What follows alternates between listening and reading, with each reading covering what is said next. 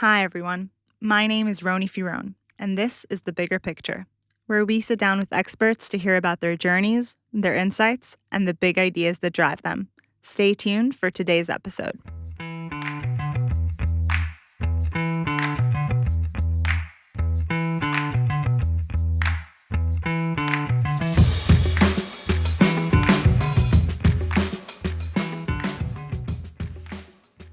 In today's episode, we spoke about game theory and its different applications in real life with Professor Eilon Solan from Tel Aviv University. Eilon holds a PhD in mathematics from the Hebrew University. Besides his fascination with math, Eilon is also a fan of sci-fi, and he authored 2 science fiction books in Hebrew. One of the topics we spoke about is this really exciting idea of emergent ethics arising out of game theory models. And the idea is basically this: that after modeling certain games and seeing all of the potential strategies and outcomes of the different moves that the players can make in the game, one of the things that we discover after running all of these models is that the best long-term strategy in many games is a cooperative strategy. And I think that this is a really cool idea because, in a way, this means that we can derive a certain code of ethics or values from math. And values and math are usually not two things that we think of going together. But that's what makes game theory so interesting. Because in a sense, in game theory, the idea of cooperation can be mathematically proven. So if this sounds up your alley, stay tuned and enjoy today's episode. So I wanted to start, could you give the audience a bit of a background of how you came to study game theory and what drew you to this field? My undergraduate studies were in computer science and mathematics. And after 1 year, I understood that mathematics is much more interesting than computer sciences. And then in my 3rd year, I took a class in game theory because the title is very sexy and I wanted to know what it is. So together with a friend, we started taking this class and I immediately fell in love. So the professor, he was very serious and he presented the material very nicely. And I immediately knew that this is the topic I want to study and this is the professor with whom I want to work. And indeed later I continued to my PhD with that professor. Amazing. I think, a lot of people who are interested in mathematics, a lot of times they'll go to the computer science route because it seems more practical, right? But obviously that's not necessarily the case. So what would you say to people like that who are interested in mathematics? Mathematics is the best. If you love it, then that's the topic for you. I mean, it makes sense. You can build everything from bottom up. And you say explicit thing, you prove explicit theorems. There are many nice ideas, many interesting ideas. Don't think about the practicality. Because who knows what is practical, what will be practical and what will not be practical in 10 years. For sure. And actually, today, mathematicians can work in the high-tech, and they can work in large firms, in banks. So there is a lot of work for mathematicians. And for example, in diamond companies, when you think of it, when you have a huge diamond and you have to cut it into small pieces, then you would like to find algorithms that make the best use of this piece of diamond that you have. And who writes those algorithms? Those are mathematicians. Amazing. So you can find nowadays mathematics everywhere. So actually it is very practical. And on top of it, it is very interesting. Amazing. So you said that your interest and your field of research is game theory. So I think a lot of us, we hear the term game theory and we don't necessarily know what it means, right? And I know that for myself, when I started exploring this field, to try to understand what it means, I came across this, basic definition that really resonated with me. And the definition goes something like this. It's that game theory is the study of decision-making when it comes to situations in which the decision that I make depends on the decisions that other people make. And when I heard that, I thought, oh, they're describing life, right? Like every decision that I make, I can't look at it in a vacuum. It's not just my own individual decision. The decisions that I make in reality have to do with what's going on around me. And when I heard that definition, it kind of clicked. And then, I was hooked. So I wanted to know what you thought of that definition and if you agree with it, and maybe if you can expand on it a bit. Yeah. So indeed, game theory is the study of interactions.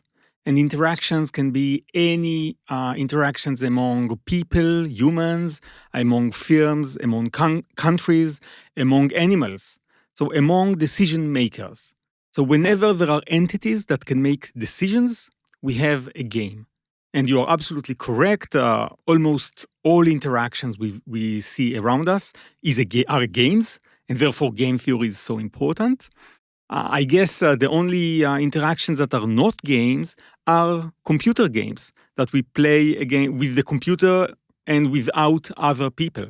So not online games that we play with other people around the world, but games like solitaire.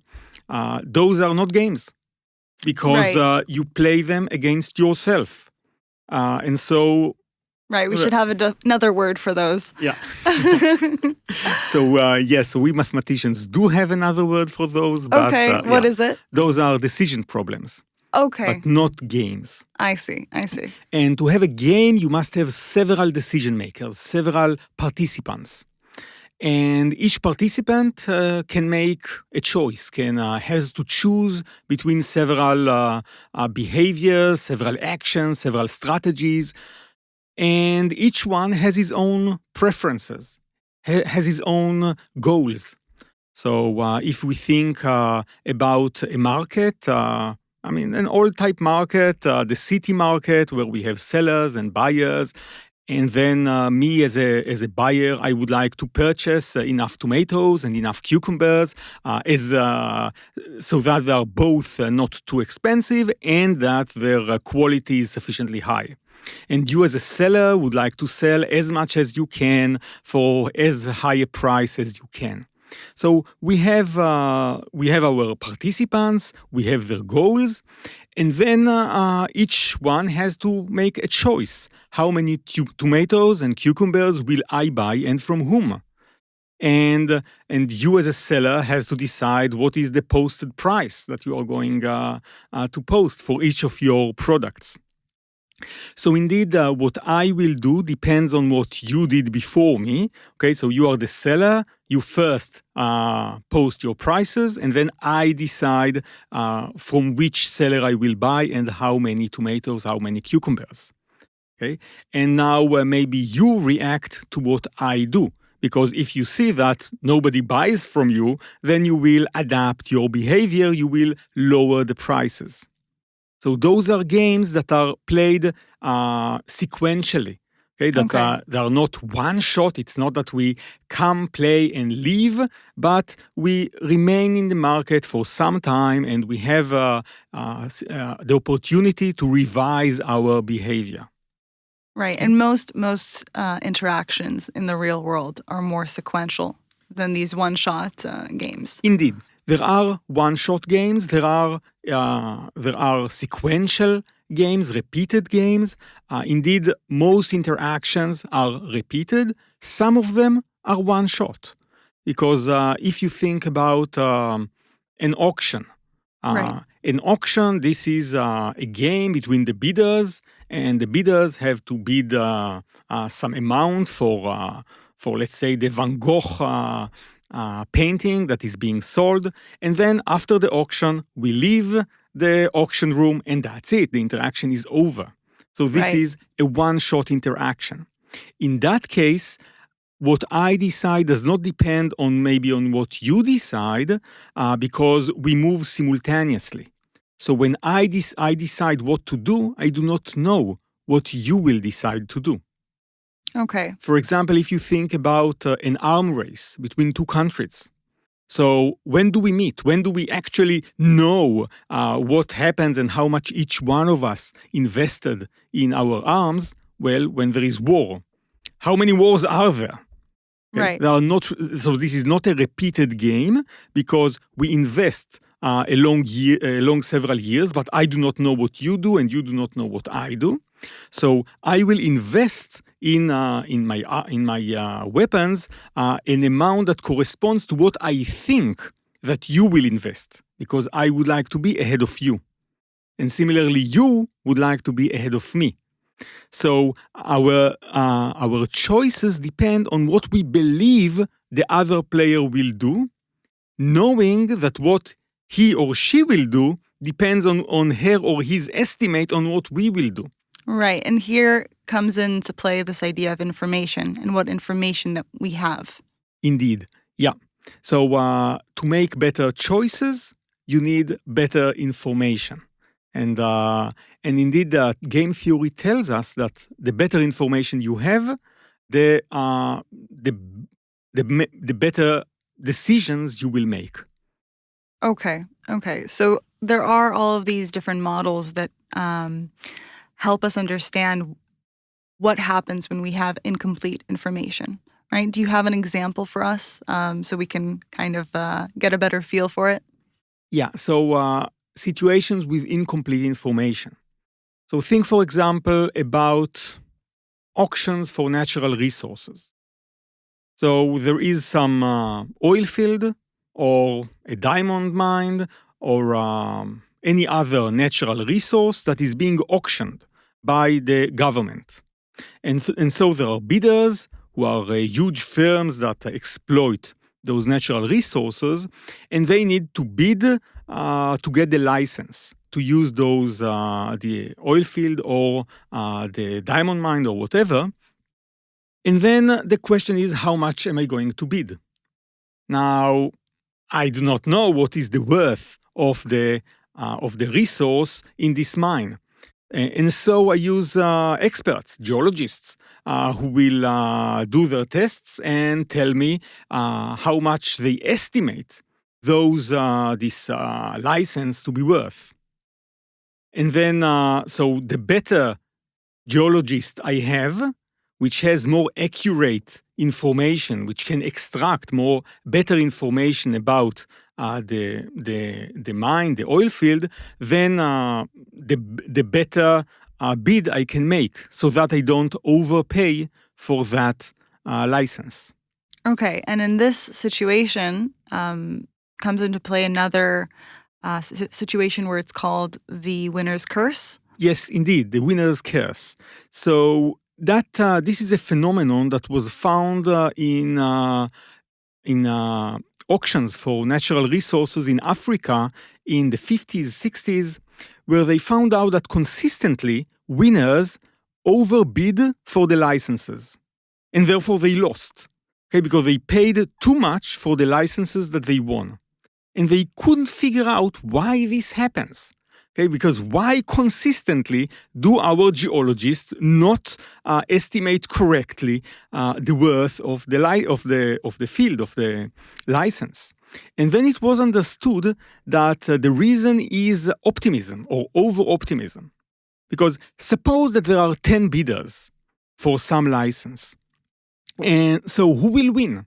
So each of the bidders hires a geologist. The geologist gives some estimate for the worth of the license, and then the firm makes a bid which is based on this estimate.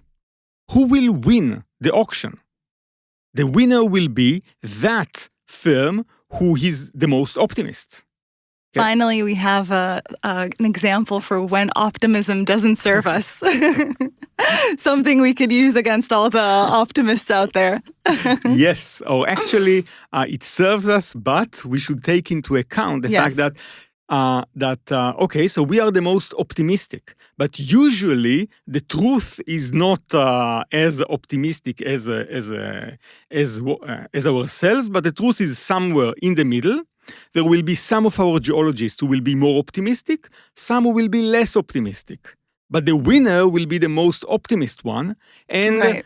and he or she will pay the most, and it will be more than the worth of the license. Right. So knowing that, what should we do to... Yeah. Yeah. So game theory tells us that we should realize that if we win the auction, it means that we are the most optimist. But then we are going to overpay for the license. And therefore, we have to lower our bid. So suppose that our geologist told us that the worth is $100 million. Then I say, if I'm not going to win, if there is someone else who is more optimist than me, then I will not win anyway, because he will outbid me. Okay. But if I'm the most optimist, it means that probably the worth of the license is less than 100. Probably it is only 90 million. And so I should lower my bid to below 90 million so that I still make a profit. Now, if there weren't only 10 bidders, but 100 bidders, then if I win, it means that I'm extremely optimist, right? Because I was more optimist, not more than 10 optimist, more than 10 other bidders, but among 100 bidders, I was the most optimist, which means I'm way optimist than the truth. So if there are more bidders, it means that I should lower even more my bid than the estimate that my geologist tells me. Okay. Amazing. It's amazing how, taking into account these human interactions, but really we can look at it from a mathematical point of view and find out, better ways to inform our decisions in the situation. You wouldn't think that intuitively, you wouldn't think that the number of bidders had anything to do with it. But really, if you take this into account, then it makes sense. You don't want to be more optimistic than 100 people. Then you're obviously a little bit extreme on the curve there. So one significance of game theory is that it gives us a framework to model interactive situations and to model them and to understand them better. I think that idea of a model is so powerful because there's so much variability in human interactions. There's so many different factors and variables that are affecting everything, and we can't really keep track of everything. But having these simplified models of all sorts of different situations helps us kind of run simulations, right? And see what the outcomes are and to find the best strategies for different situations. So can you tell us a little bit about this idea of strategy and how game theory can inform us and give us better strategies? So game theory, as I said, allows us to model the situation. So, for example, suppose we have to create a coalition. Okay, among the parties that were elected to our parliament, we would like to form a coalition. So now we have a game. We have participants, which are the various parties. And in some cases, even parties are divided into sub-parties that are different players. But anyway, suppose that we have 9 parties. Each party has some worth, the number of parliament members that they have, and we have to form a coalition. Okay. Now each party has its goal. So some parties would like to get as many ministries as possible. Some would like to be the prime minister. Some would like someone else not to be the prime minister. Some would like not to be in the same government as some other party. So there are many goals, and game theory allows us to formulate this complicated interaction, to formulate it as a simple game, as a game that we can analyze. Right. Okay? So it tells us what are the players and now what can they do.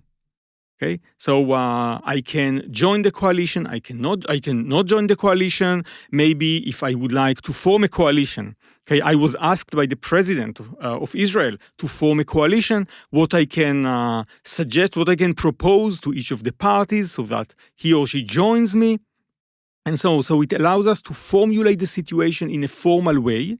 And then we can analyze it. And indeed, what is the strategy that I should take? And what is a strategy? A strategy is how I behave. So it is a rule according to which I select my choices, my actions in the interaction.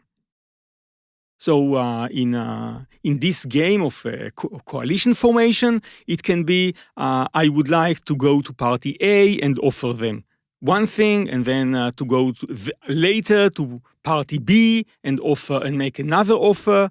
And then if party B told me no, then I go to party C and make them another offer, and so on and so forth.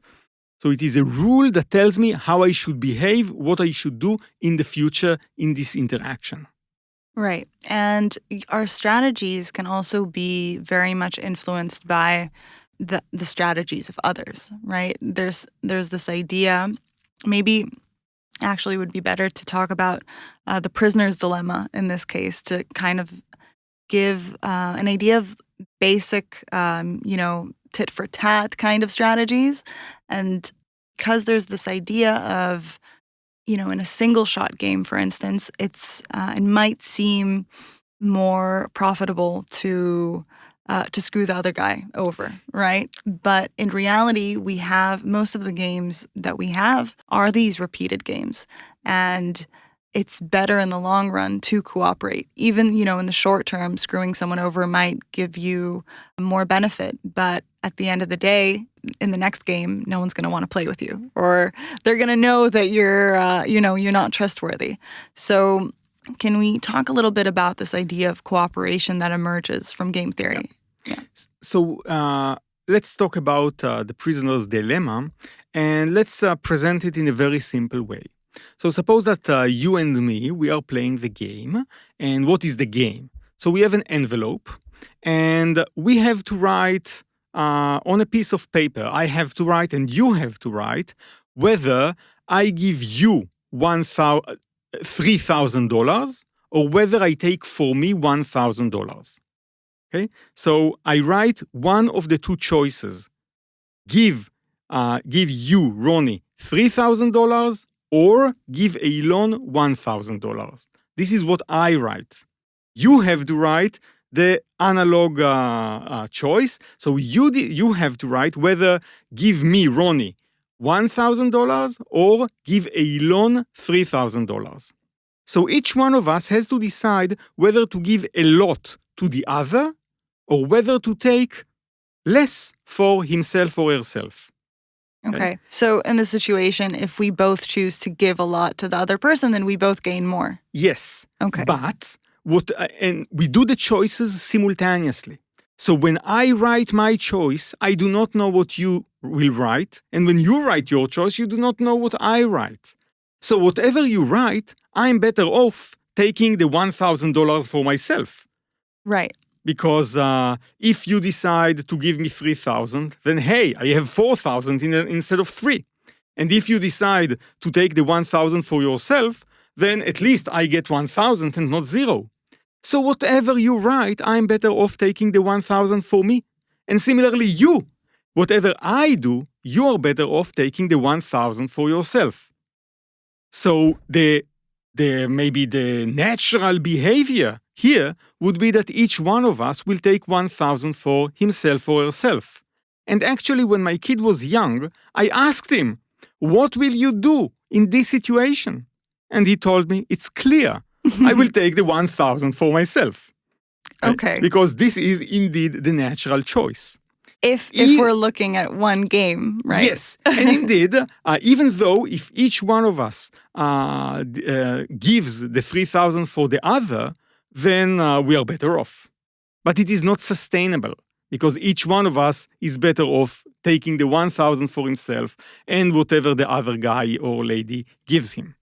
Is it really not sustainable in the sense that if we have, a repeated set of these games? Yeah. So indeed, this is exactly the point where most people fail in the understanding of the prisoner's dilemma. Okay. Most people think that the prisoner's dilemma shows that we should not cooperate. Right. That we should be egoist and take the $1,000. Selfish. Yes. This is what people think. But this is not true. Because in most cases in life, situations are not one shot. Because if I take the 1,000 for me, then we leave the room and then you hit me, right? Or you tell my friends that I was selfish and then they know that I was selfish. So interactions are not one shot. They are repeated, maybe with different players, maybe with different situations, different amounts, but nevertheless, we keep on living. And then we gain reputation. And if I play in some way today, I'm selfish today, it will haunt me in the future. And therefore, for example, in this prisoner's dilemma, we could play in as you said before, a tit-for-tat strategy. So, which means that every day I look what you did in the previous encounter, and I copy what you did in the previous encounter. Okay. So if today I am selfish and I take 1,000 for me, then tomorrow you will not give me anything. You will take the 1,000 for you. And then in the long run, I lose. So that in such a repeated game, we are better off cooperating. Right. And is this tit for tat, does it seem to work most of the time in terms of, because I feel like there's this idea in the tit for tat of if you play nice, I'll play nice. And if you don't, then I'm not going to put up with it. Right. And that seems like a winning strategy in general in life. So is that what we see also? So that depends. It depends on where we look. Okay. So often, indeed, there is cooperation. And people do cooperate and try to get an outcome which is good for everyone, rather than an outcome that is bad for everyone. However, not always. There are cases in which people coordinate on the bad equilibrium, on the bad behavior. Okay. For example, if you take boxing. Mm-hmm. So in boxing, there are various categories according to weight. Right. If you are above 70, between 70 and 80 kilograms, then you are in one category, between 80 and 90 kilograms. Yeah, and they do these crazy diets like the day before, right? Exactly. So all of them are doing, I would not say all of them, but some of them, and there are actually scholarly papers about it. They do diets so that they actually compete in a different category, in a lighter category, where they will have relative advantage over their original weight. But not everybody, but most of them do that. So it becomes, you said, the equilibrium of not cooperating, in a sense. Indeed, it is. So you and me, we could have competed in the 80 kilogram category, but since we had a diet 1 week before, 1 day before our competition, then we are both in the 70 kilograms. So we still compete each other, but we are hungrier. So we're both at a disadvantage. Yes, indeed. Right. So, okay, I think, first of all, really quickly, let's talk about what the Nash Equilibrium is, and then this idea that there are games where we can get stuck in this, disadvantaged equilibrium because we're not cooperating, and that it requires a leap of faith, right, of both parties to start cooperating all of a sudden, which is very hard to do. So first, let's talk about what the Nash Equilibrium is, and then let's talk about getting out of the state. Yeah. So when we are in a game, so each one of us has to make a choice. And the choices, I mean, if this is a repeated game, so we make a repeated choice. Each time we face each other, we make a choice. If it is a one-shot interaction, then we make a choice, and then each one of us goes home. So anyway, we have to make a choice. And such a rule that tells us what are our choices is my strategy or your strategy. Each one of us has its own strategy. Now, suppose I knew what you are going to choose. Okay, I have a friend who is your friend, and he told me what you told him. Or maybe I have a spy who told me what you are going to do. Or maybe there is cultural habits that tells me that people like you tend to behave this way, and therefore I can conclude that you will make such and such choices. So suppose I know what you are going to play. What will I choose? Well, I will think what is my best way of action given what you are going to play. That is the way of action that will give me that will lead me to the goal that I would like to reach. Now, similarly, what will you do? Suppose that you know what I'm going to do because you also have a spy in my tent. So in that case, you will choose that course of action that is best for you. Now, what is an equilibrium? This is a pair of strategies, one for you and one for me, such that even if I know what you are going to do, I will still stick to my strategy because this is the best I could do. Okay. And similarly for you. Even if you know what I'm going to do, you will stick with your choice because this is the best you could do. Okay. For example, suppose that we are all heading into a junction with a traffic light. Okay, so I have a strategy. If I see a green light, I go on. If I see a red light, I stop. This is my strategy. Why is it my strategy? Because this is the best strategy I can do, given all the strategies of the others. Because if I know that everyone follow their strategies, then if I see a green light for me, I will be stupid to stop because I just waste time. Whereas if I see a red light, I will be, suicidal to go into the junction. Okay, so this is an equilibrium. Follow the rules in that case, but this is our strategies. Know that I can go into the junction when there is red light. Nobody stops me. It is only not in my benefit for me to do it. Okay. So that's this general idea of the equilibrium, but there are situations, there are games where there exist two equilibriums, right? One is like what we said, like the disadvantage one where we're both losing a little bit. And another equilibrium that could exist, for instance, is that we're both better off, but it would require cooperation and it's usually riskier. Exactly. Take, for example, a queue. Okay. We are all queuing for before some booth. I know we've been redirected from our flights, and we have to get new tickets from the booth of the air flight company. I would happily wait in that queue right now. Okay, and then there is the German way or the Austrian way, in which everyone keeps to the queue and we wait until our time arrives to get our ticket. There is the Israeli way, in which everyone holds around the booth and everyone tries to get first. Both are equilibria. Right. Okay? Because if everyone keeps into the line, then I'm better off sticking to the line. Whereas if everyone runs to the booth, I will be idiot to stay in the line because then I will be the last one. Okay? So those are two equilibria.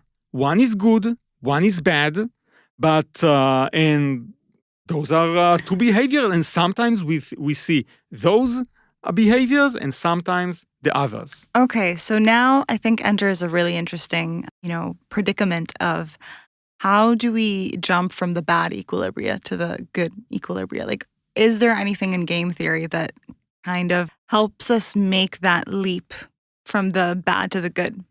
Okay, so let's look at North Ireland, in the 80s and 90s, Mm-hmm. when the Protestants and the Catholics, they killed each other happily. Each one killed the other.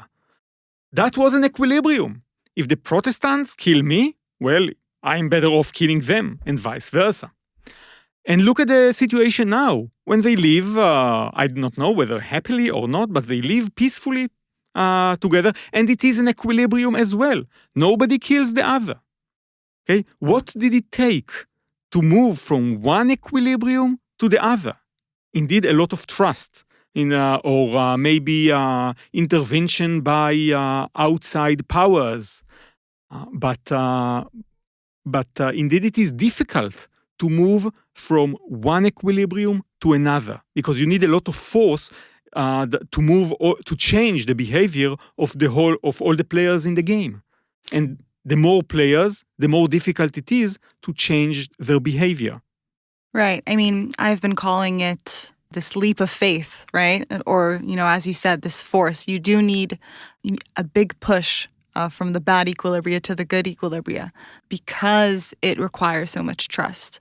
And I think one of the interesting things that's been popping up for me from this has been that there is a sort of emergent ethics that's coming out of, mathematical models of game theory. But this idea that really, most of the time, cooperation is the winning strategy, if the other side cooperates as well, right? But this idea that if we have mutual trust, if we cooperate, then everybody is better off. And I think, that's a good segue to talk about zero-sum games and what would be the opposite of zero-sum games, right? Where the pie is expanding. What is that called? Non-zero-sum games. Okay, no, there's no fancy term for it. Okay. So this idea of, I think a lot of times we look at life as a zero-sum game, and as, if I help someone do better, then I will be worse off.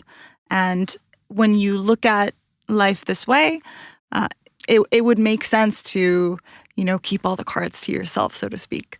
But I think we find that there's a lot of situations that are not zero-sum games, where if you help other people and they're better off, then you will be better off by extension. So do you have any examples from models in game theory that show us that? Yeah, so zero-sum games are indeed not... you cannot find them too much in real life. I mean, you do if you look at a sport competition. Right. Then either Team A wins or Team B wins, or maybe there is a draw. But indeed, this is a zero-sum game. If you win, I lose, and vice versa. But in real life, hardly ever do we encounter zero-sum games. Because if you look at about the interaction between an employer and an employee, you could think the higher salary the employee gets, then the less it is left for the employer. But it's not true, because then maybe the employee will work harder and will make more money for the employer. So situations are not really zero-sum. And actually what you have to do is to understand the goals of the other participants, of the other players. Because if I know your goals, then I can maybe convince you that we have a way in which you will reach your goal while I'm reaching my goal. That's true. But what we think about is your goal. Right. And this is this idea that's driving cooperation, of actually knowing what outcomes the other players want, right? And how they rank certain outcomes. Yeah. And, those being basically their goals. And cooperation isn't this, just blindly positive kind of strategy, but it's this idea of, okay, I know what you want and I can help you get it if you help me get my goal as well. Exactly. And this is something that comes up from game theory. When you formulate a game in a clear way, then you have to list the players. You have to understand who are all the participants in the situation. which is sometimes not clear. When you think of it, sometimes there are participants you are not aware of because you didn't think that they participate in the game. Do you have an example for us? Yeah. For example, take Israel and the Gaza Strip and Hamas. Okay. So we fight each couple of years. We have some war between us, and so is it a two-player game between Israel and the Hamas, or maybe Iran is also a participant, and the US and Russia, are they participants or not? And Lebanon? And Egypt? Right. So there might be many more players in the game, and it doesn't involve only us and Hamas. Okay, so if you want to make the best choice, I mean, from the point of view of Israel, if you would like to make the best choice, what is your best reaction to the occurrence, a certain situation? You have to understand who are all the participants, how will they be affected by each of the choices that you'll make, what will you want them to do, those other participants, and only then you can understand whether one course of action or another course of action is better. Right, because each one of these countries is pulling in a different direction, right? Each one has their own goal, their own incentive, and their own outcome that they're looking to see. Yeah, and maybe those other countries, those other participants are participants of other games as well, because Israel and Iran are playing in many games, not only in Gaza, but we play also, I don't know, we can read in the newspaper what are the games that we play. So we participate in many games, and maybe what we do in one game will affect what happens in a different game. Right. So this should be taken into account as well. Okay, so this is the idea of repeated games? Yeah, so both repeated games, but also it's more than repeated games, because those are many games that we play simultaneously. Okay. So it's not one after the other. It's happening in parallel almost. Yeah, many games that take place in parallel and which we play simultaneously. Yeah. Okay, and basically one decision in one game is going to affect our decision in another game. Mm-hmm. Okay. I did want us to talk a bit about this idea of finite versus infinite games, right? And this idea that a finite games could be a single shot, or it could be repeated or simultaneous, but it does have an ending point, right? A start and a finish of the set of games. And really, if you look at life, most things are infinite, in the sense of, we talk about, for instance, I heard this one example of climate change, and we talk about it as if it's a finite game, as if, the planet is dying and we need to save it. But really, the planet isn't dying. The planet isn't going anywhere. If anything, we're going to go, right? Because we are finite within an infinite set of games of humanity. And it's finding our place in there, but also understanding that, when you look at the grander scheme of things, it isn't so much that we have winners and losers, but one day I can be ahead, another day I can be behind, but you need to take into account the constant progression of games and the different games we all play, the fact that, first of all, cooperation is a huge thing. And if we're looking at infinite games, then our strategies are going to be a lot more long-term, right? Because a lot of things that we do, if we look at a company and how they envision their future, it's very short-term goals that they set, and it's not quite long-term visions. So what do you think about this idea of infinite games and how it can better inform us? So I think that at a technical level, we are playing finite games because we have 120 years. That's it. Our games will be over at the age of 120. And if you think about humanity, Earth will actually expire in 4 billion years. and that's it. Okay, so even if the human race survives the climate change, in 4 billion years, it's over. Okay, so all of our games are finite, but they are long.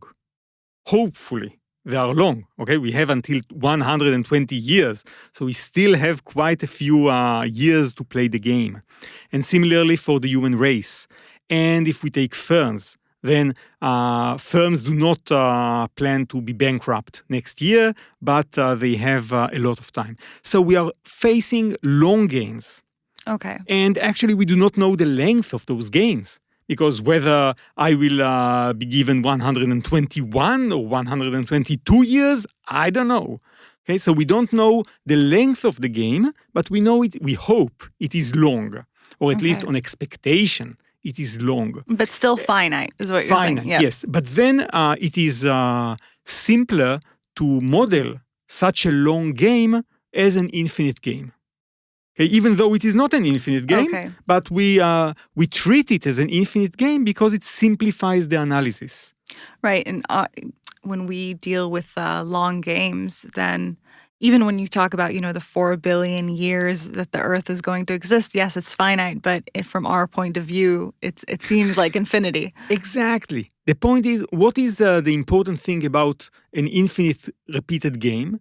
It is that in every period, I still have many stages yet to play.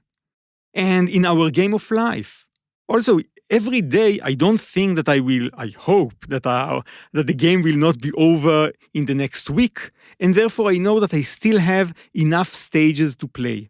And in that sense, those long but finite stage games are similar to infinitely repeated game. And since the latter, infinitely repeated game, are simpler to analyze, it's better to study them than finite stage games. I see. Yeah, because finite stage games technically are more difficult,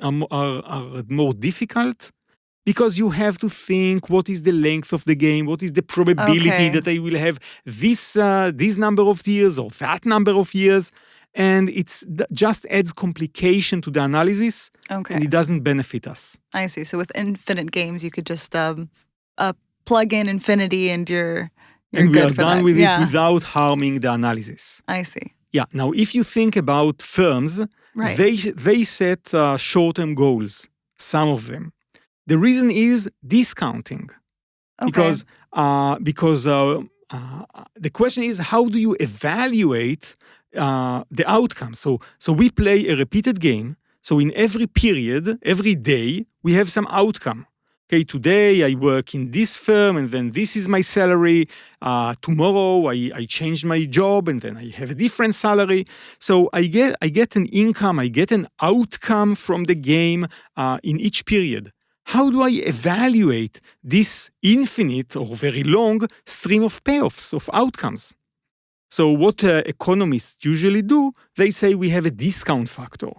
Okay. So, which means that if I get $1 today, it is like getting $1.01 tomorrow, because I could invest the $1 I get today in the bank and get some interest rate and get a little bit more tomorrow. So getting money today is worth more than getting money tomorrow. Okay, and now what is the discount factor? The discount factor for us, I don't know. Usually it is the discount factor that we can get, the discount rate we can get in the bank, the interest rate. What is the discount factor of a country? So a country usually is very patient. If you look on the game between the Israeli and the Palestinians, for 70 years we do nothing. Okay, so it means that we are really patient. Okay, we don't care much about our losses along the way, along those 70 years, as long as far away in the future, they want to get what they want to get, we want to get what we want to get, and we are patient. So the discount factor of the Israelis and the Palestinians in their game is very, very patient. I see. And firms, they face a lot of uncertainty about changes in the market, whether there will be future opportunities for new markets. And therefore, they are rather impatient firms. Okay. And therefore, they set goals that are short-term. and not for what will happen in 20 years. Because in 20 years, who knows what will happen? Right, the unpredictability of it Yeah. makes them more impatient, and the short-term profits become much more important in that case. Okay, so I wanted to ask if there was anything else regarding this field of game theory that you think is important for people to know and that you feel like most people don't know. So I think that the most important thing about game theory is that it helps us make better decisions, because it helps us formulate situations, interactions that we face in a better way. It helps us understand the situation better. And once we understand it, we can make better decisions. So this is the most important thing about game theory. And if anyone takes it as a take-home message and tries whenever he or she face a really difficult choice, so he or she formulates the situation, understands it formally, who are the participants, what are their goals, what can they do, what is the information that they have, and then this way decides what to do, then I made my day.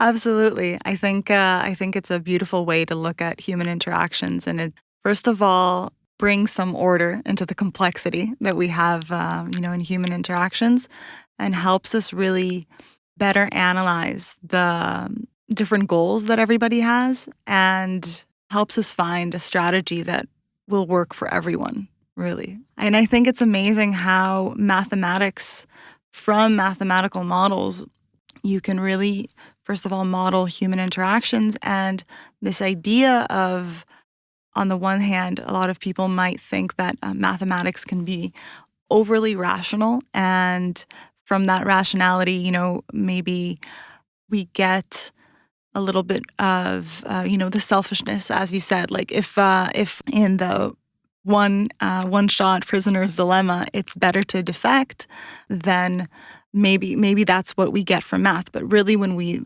zoom out and we look at these reiterated games, we see this emergent ethic of cooperation and trust, and this idea of reputation coming in.